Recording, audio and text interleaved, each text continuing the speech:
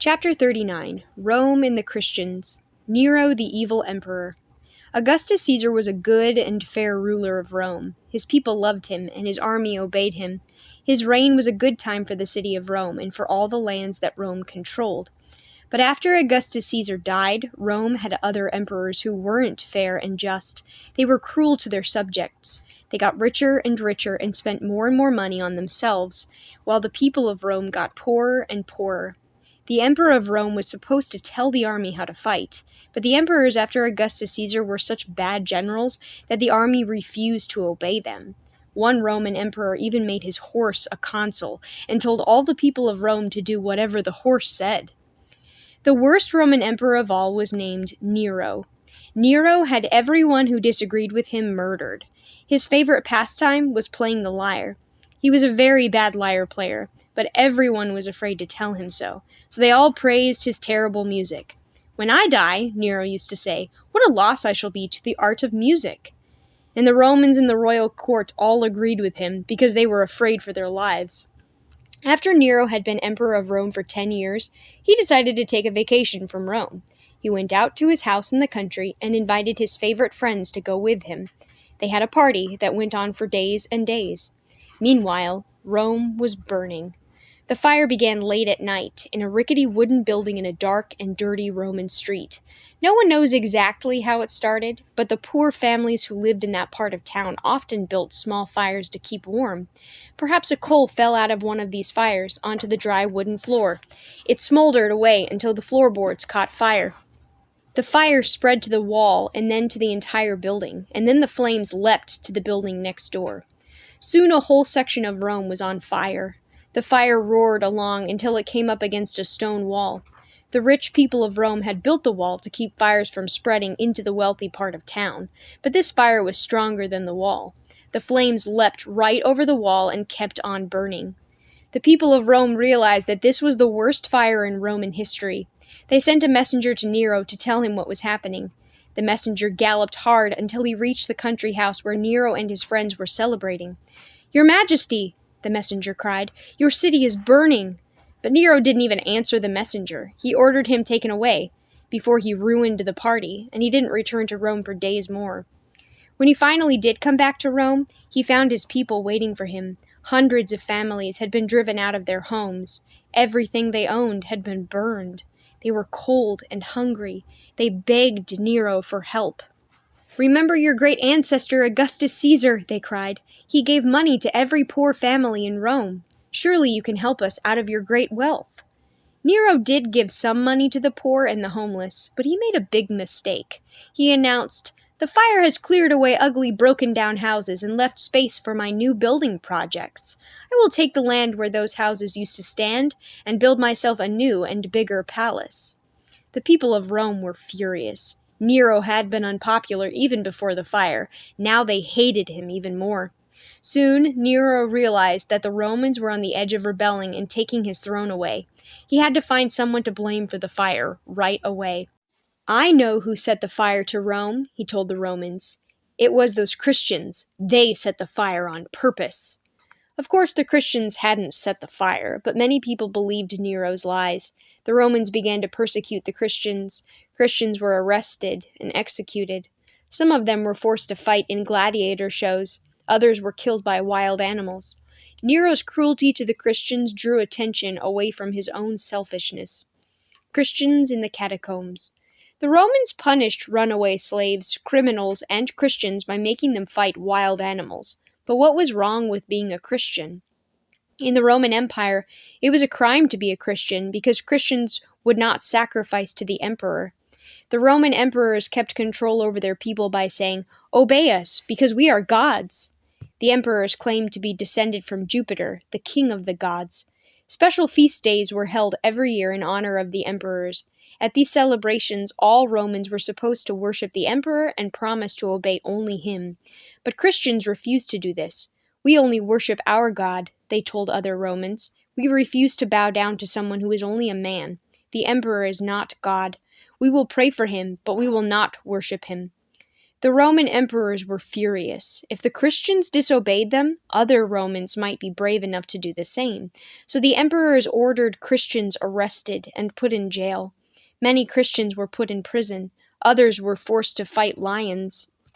The Christians were frightened by this persecution, so they stopped holding their meetings in public. Instead, they dug underground passages beneath Rome and beneath other cities in the Roman Empire.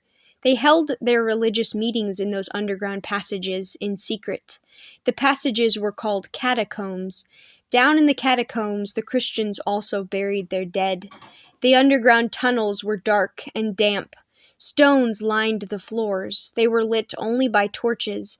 Shadows lurked in every corner. But when the Christians were underground, they were safe. This secrecy soon made people even more suspicious of the Christians. What were they doing down there underground? Rumors started to fly around. Maybe the Christians were calling down floods and famine on the rest of the Roman Empire. Maybe they were planning to overthrow the government.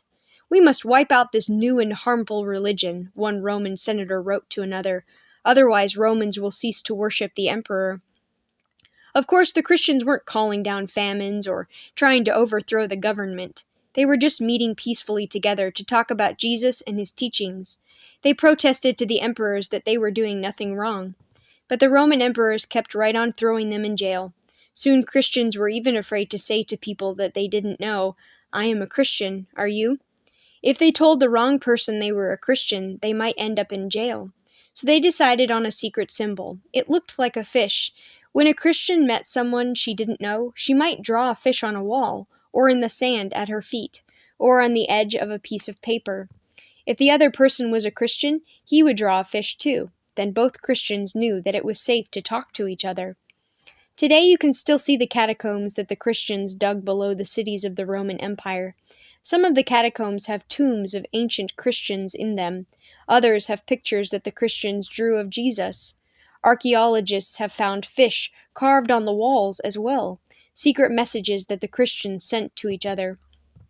The emperor is a Christian.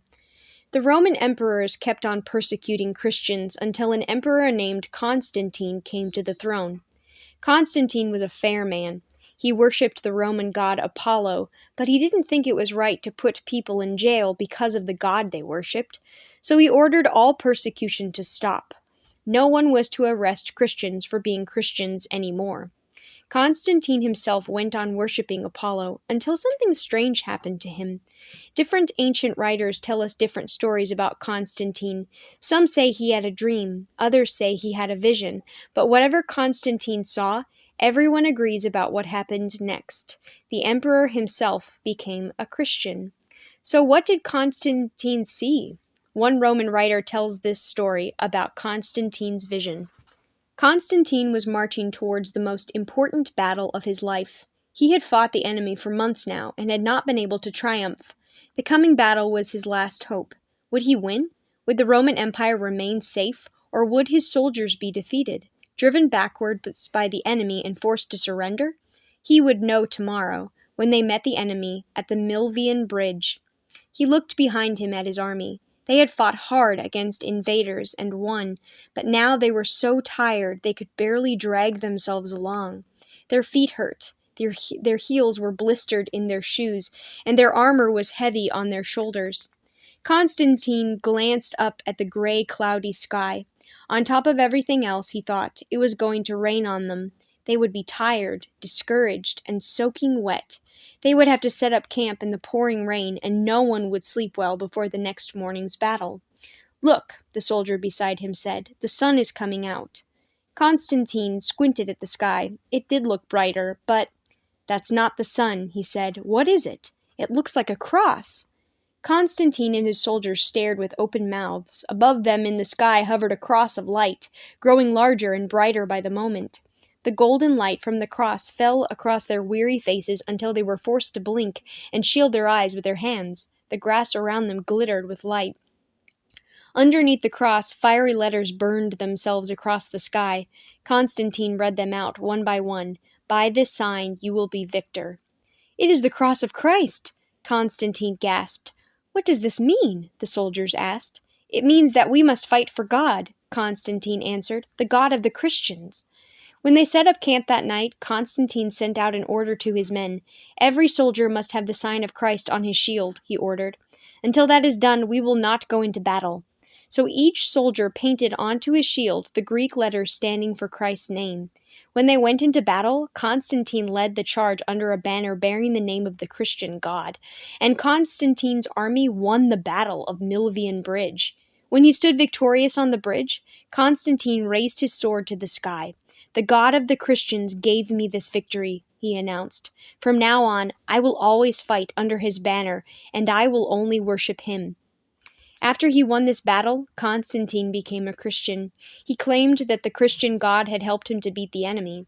He made Sunday a holiday all over Rome so that people could go to church. Soon, many more people in the Roman Empire became Christians, following the example of their emperor.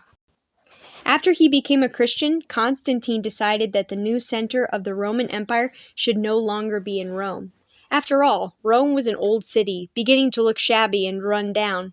Constantine moved the capital of the empire to another city that he named after himself, Constantinople. From now on, Constantinople, not Rome, would be the center of Roman power, but that power would not last long.